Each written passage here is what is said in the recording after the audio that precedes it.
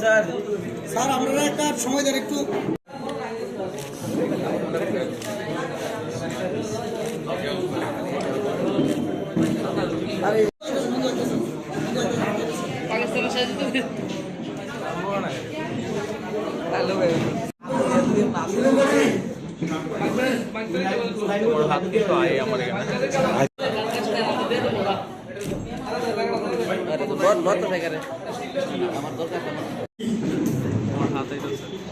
Marking কমিটির সদস্য এবং জেনারেল সেক্রেটারি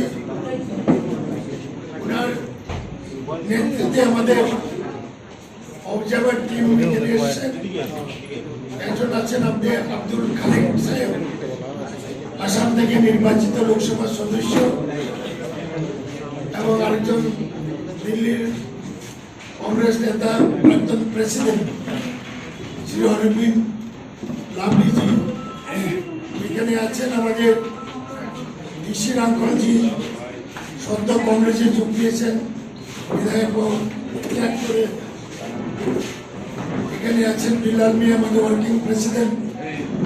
দুইজন আমাদের মহিলা নেত্রী, কংগ্রেস স্পোক্স পারসন নীতা চক্রবর্তী এবং উইং কমান্ডার এয়ারফোর্সের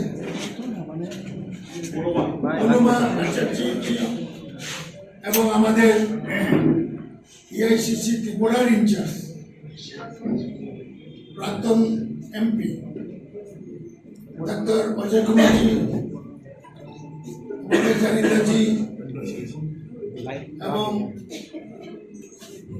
আমাদের কংগ্রেস নেতা প্রাক্তন বিরোধী দলনেতা বিধায়ক শ্রী সুদীপ রায় বর্মন মহাশয়, শ্রী আশিস শাহ, শ্রী গোপাল রায়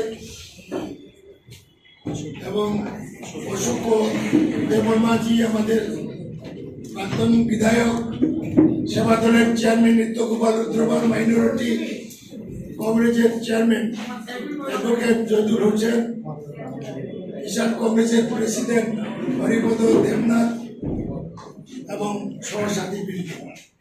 এই গুরুত্বপূর্ণ প্রেস মিটে আপনাদের কাছে বক্তব্য রাখছেন श्री मुकुल अवस्थी जी। त्रिपुरा के प्रभारी हमारे सम्मानित साथी अजय कुमार जी, त्रिपुरा प्रदेश कांग्रेस कमेटी के अध्यक्ष वीरेंद्र सिन्हा जी, दिल्ली सरकार में 12 साल तक के मंत्री रहे कांग्रेस के वरिष्ठ नेता अरविंद लवली जी, लोकसभा के असम से सांसद अब्दुल खालिक जी, गोपाल रॉय साहब, सुदीप रॉय बर्मन जी, अशोक देवबर्मा जी, आशीष शाह जी, डीसी रामपाल जी, नीता चक्रवर्ती जी, अनुमा आचार्य जी और प्रेस के सभी साथियों, अखिल भारतीय कांग्रेस कमेटी से कल यहाँ पर अजय कुमार जी, अरविंदर सिंह लवली जी, अब्दुल खालिक जी हम यहाँ पर उपस्थित हुए और कुछ दिनों पहले स्क्रीनिंग कमेटी की अध्यक्ष दीपा दासमुंशी जी भी यहाँ पर उपस्थित रहे। यहाँ पर किस तरह से आने वाले विधानसभा के चुनाव के लिए तैयारियां प्रदेश कांग्रेस कमेटी की तरफ से चल रही है, उसके संदर्भ में हमने यहाँ के तमाम साथियों से कल से चर्चा की। कल शाम को वरिष्ठ नेताओं से बात करी, आज प्रदेश कांग्रेस कमेटी के हमारे ऑफिस बेयरर्स और पीसीसी के डेलीगेट्स से हमने बात करी, डिस्ट्रिक्ट प्रेसिडेंट, ब्लॉक प्रेसिडेंट से बात करी, हमारे अग्रिम संगठन एनएसयूआई, यूथ कांग्रेस, सेवा दल, महिला कांग्रेस के तमाम साथियों से बात करी। और ये कहना पड़ेगा कि अब 2023 साल की शुरुआत कांग्रेस के लिए उत्तर पूर्वी भारत से बड़ी अच्छी तरह से शुरू होने जा रही है। साल खत्म होते होते वहां पर हिमाचल प्रदेश में गुजरात के साथ चुनाव हुए और हिमाचल प्रदेश में वहाँ पर कांग्रेस को वहाँ की जनता ने बहुमत दिया और कांग्रेस की सरकार वहाँ पर बनी। राजस्थान के बाद, छत्तीसगढ़ के बाद हिमाचल में फिर हमारी सरकार बनी। मध्य प्रदेश में भी बनी थी, लेकिन उसका असर किस तरह से बीजेपी ने किया वो बताने की आवश्यकता है। जेपी नड्डा जी कुछ समय पहले यहाँ पर अगरतला आए। कल शाम से हमने देखे बड़ी बड़ी तस्वीरें उनकी लगी थी और आज बीजेपी के पूरे प्रदेश से लोग और अगल बगल के प्रांतों से लोग यहाँ पर पहुंचे और उनकी जनसभा को सुनने के लिए वो वहां पर गए। मुझे ये आश्चर्य हो रहा था कि जिनकी बात वहां अपने खुद के प्रदेश हिमाचल के लोगों ने नहीं सुनी, उनकी बात यहाँ पर लोग क्या सुनने वाले। वहां पर हिमाचल प्रदेश में जेपी नड्डा जी को बहुत अच्छे से लोग जानते हैं। अब जिसको बहुत अच्छे से लोग जानते हैं, एक तो उसकी बात हम पूरी तरह से मानेंगे या उनकी बात हम बिल्कुल ही नहीं मानेंगे। इनके प्रदेश में वहां के लोगों ने उनको जानने की वजह से इनकी बात नहीं सुनी। अब त्रिपुरा के लोग उनकी क्या बात सुने। कल पहले कि हम महिलाओं को सुरक्षा देंगे, हम महिलाओं को हम फ्री एजुकेशन देंगे ग्रेजुएशन तक के, ये नहीं हुआ।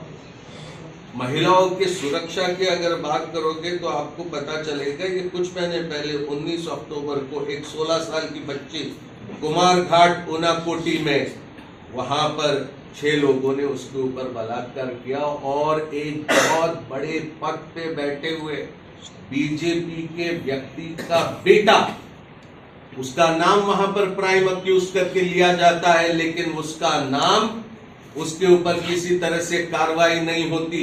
ये सिर्फ एक घटना नहीं है। एक हफ्ते बाद 26 अक्टूबर को 14 साल की एक छोटी आदिवासी बच्ची, उसका अपहरण किया गया और गैंग रेप किया गया। जिन्होंने किया उन पर क्या कार्रवाई हुई कुछ पता नहीं। और बस उसके कुछ दिन बाद 11 नवंबर 2022 को 3 साल की बच्ची के ऊपर बलात्कार होता है। ये महिला के सुरक्षा की बात हमारे से कहते हैं, ये सुशासन की बात करते हैं, ये उनका सुशासन है। पूरी तरह से कानून व्यवस्था यहाँ पर त्रिपुरा में टूट चुकी है। यहाँ पर अभी नड्डा जी ने कुछ मिनट पहले यहाँ कह दिया उन्होंने कि यहाँ त्रिपुरा में हमने पॉलिटिकल वायलेंस पूरी तरह से खत्म कर दिया। ये कागज है मेरे पास। The death of a party worker, 76 साल का त्रिपुरा में मारा गया एक ऐसे राजनैतिक हिंसा के घटना में। और ये घटना ये कहां पर होती है? ये घटना होती है उत्तर मुरा गांव में, नॉर्थ चारिलाम में, वेस्ट त्रिपुरा में ये घटना होती है। 30 नवंबर को 76 साल का आदमी शाहिद मियां करके ये मारा जाता है। ये सिर्फ एक मिसाल के तौर पर मैं दे रहा हूं, क्योंकि अभी अभी जेपी नड्डा जी ने लोगों को ये बताया कि पॉलिटिकल वायलेंस पूरी तरह से खत्म हुआ। इसका जवाब जेपी नड्डा जी क्यों नहीं देते? ये बच्चियों के ऊपर बलात्कार हुआ, उसका जवाब ये हमें क्यों नहीं देते? हर महीने 18 से 20 बच्चियों के ऊपर यहाँ त्रिपुरा में बलात्कार हो रहा है। इसका जवाब जेपी नड्डा जी क्यों नहीं देते? हर घर में रोजगार दिया जाएगा, ये वादा किया था, लेकिन उसका क्या हुआ? कहते हैं कि हर 6 व्यक्तियों में एक को हमने रोजगार दिया। ये पूरी तरह से झूठ है, फरेब है, लोगों के दिशा भूल करने का प्रयास है। आंकड़े इसे सही नहीं बताते।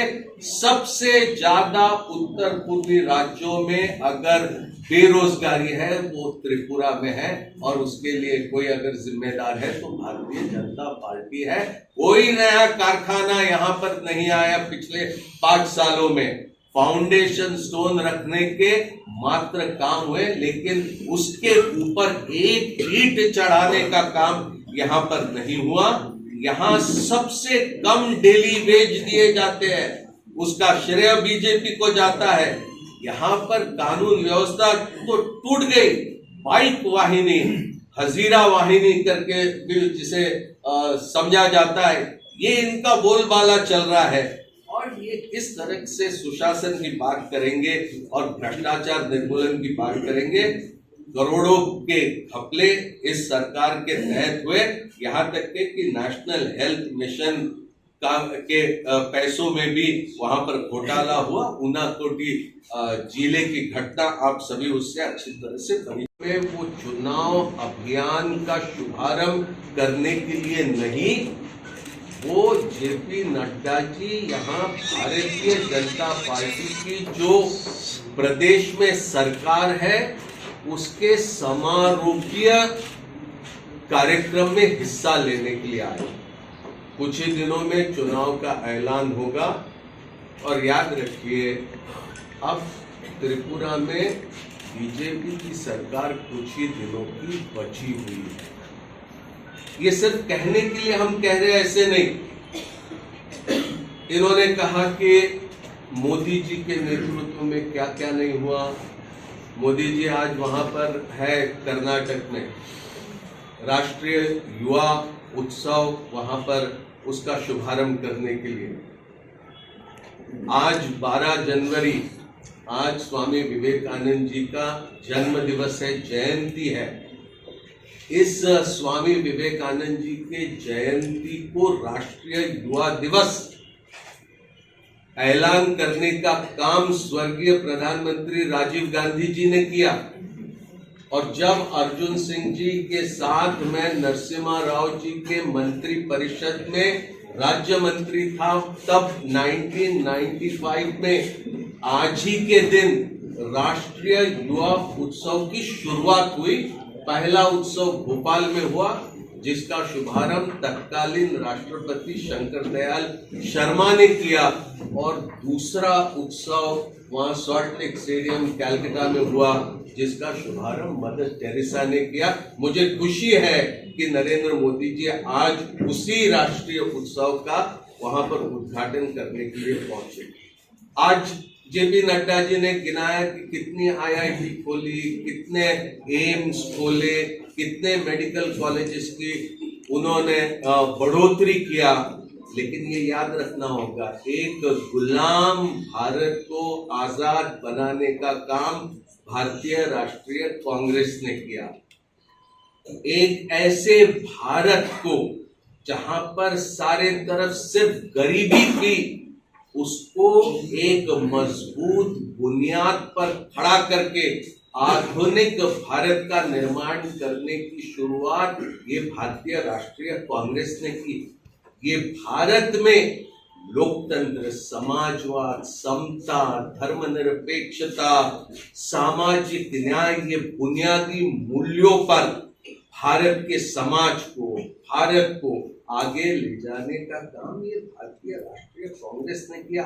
पहला आईआईटी कांग्रेस ने खोला, पहला all India institute of medical sciences Congress ने खोला, पहला इंडियन इंस्टीट्यूट ऑफ मैनेजमेंट के कांग्रेस ने खोला। कांग्रेस ने बुनियाद रखी, उसके ऊपर 2 कमरे आपने और चढ़ा दिया तो आपने कोई बहुत कुछ नया नहीं किया।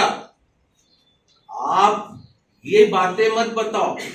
हमने सामाजिक सद्भाव भारत में निर्माण किया। ये सामाजिक सद्भाव नहीं, ये सामाजिक तनाव पैदा कर रहे हैं। हमने भाईचारा बढ़ाने की कोशिश करी, इन्होंने लोगों के बीच दरारें निर्माण करने की कोशिश करी है। हमने भारत में एक ऐसा मजबूत संविधान दिया जिसके वजह से भारत का लोकतंत्र मजबूत हुआ, हर व्यक्ति को समान अधिकार प्राप्त हुआ। आज ये भारत के संविधान के सामने सबसे बड़ी चुनौती अगर किसी से है तो जो दिल्ली में सत्ता में बैठे हैं और जो आज यहाँ पर सत्ता में बैठे हैं, इनसे भारत के संविधान को चुनौती है। इन्होंने क्या वादा किया था? जनता पार्टी हर महत्वपूर्ण मामले में पूरी तरह से फेल हुई है। लोगों के सामने दिए हुए कोई भी वादे उन्होंने पूरे नहीं किए। एक तरह से यहाँ पर गुंडा राज चला हुआ है। यहाँ पर लोगों को कहा था कि हम मिनिमम भाता 2000 रुपए तक के का देंगे, पूरा उन्होंने नहीं किया। मिनिमम वेज 340 का देंगे, वो उन्होंने पूरा नहीं किया। और आप क्या इससे आप अंदाजा लगाओगे कि एक घटना सन्यासी तिला मोहनपुर में वेस्ट त्रिपुरा में हुई, जहां पर एक परेश तांती अपनी बीवी और 2 छोटे छोटे बच्चों को जहर देके उनको भी मार देता है और खुद भी मर जाता है, क्योंकि वो उसके पास वो खाने के लिए मोहताज हुआ। ये घटना त्रिपुरा में होती है जब भारतीय जनता पार्टी की सरकार है और वहां केंद्र में नरेंद्र मोदी जी वहां सरकार में बैठे हैं। तो इस तरह की ये सारी तरफ भारतीय जनता पार्टी फेल हो चुकी है। महिलाओं के मामले में, दलितों के मामले में, आदिवासियों के मामले में, अल्पसंख्यकों के मामले में, समाज का हर वर्ग, यहाँ अगरतला में हो या वहां पर आदिवासी इलाकों में हो, हर तरह से भारतीय जनता पार्टी फेल हो चुकी है। और यहाँ कांग्रेस पार्टी, हम सब यहाँ पर उसके संचालन के लिए यहाँ पर उपस्थित हुए हैं। मुझे पूरा यकीन है कि हम ये चुनाव में कामयाब होंगे। कोशिश हमारी है कि वो सभी लोग जो भारत के संविधान को लेटर एंड स्पिरिट से मानते हैं, सिर्फ मानने वाली बात कहने तक के नहीं, who believe in letter and spirit in the Constitution of India, हम उनको साथ में लेने के दिशा में हम काम कर रहे हैं। और मुझे पूरा भरोसा है कि हम इस चुनाव में एक इस तरह का कॉम्बिनेशन देंगे कि लोग उसको समर्थन देने के लिए आगे आएंगे। कोई अगर बात होगी तो उस काज में पूरी तरह से निष्ठा रखते हैं। हम उनको साथ में लेकर चुनाव लड़ने के दिशा में हम प्रयास कर रहे हैं। जैसे जैसे बात आगे बढ़ती है वैसे वैसे हम आपको उसके बारे में जानकारी देंगे। So you just said that your party will be, sir, you just said that your party will be working towards actually understanding with similar-minded parties which believe in the Indian Constitution for the election of 23. Recently, the Communist Party of India, the CPIM, has made an announcement of an offer for strategic understanding and poll seat sharing understanding with the Congress Party and a separate party called Tripura Motha in Tripura. So, will it be in your consideration? See, what we are doing at the moment, I don't think it will be appropriate to divulge all that. At a time when things are underway, till the time we don't conclude our discussions, it will not be appropriate. But I will certainly like to mention that there is a dialogue going on, and the moment we reach a situation where we can make public the contents of what we have discussed and decided, I think that is the time when we will be able to share that information.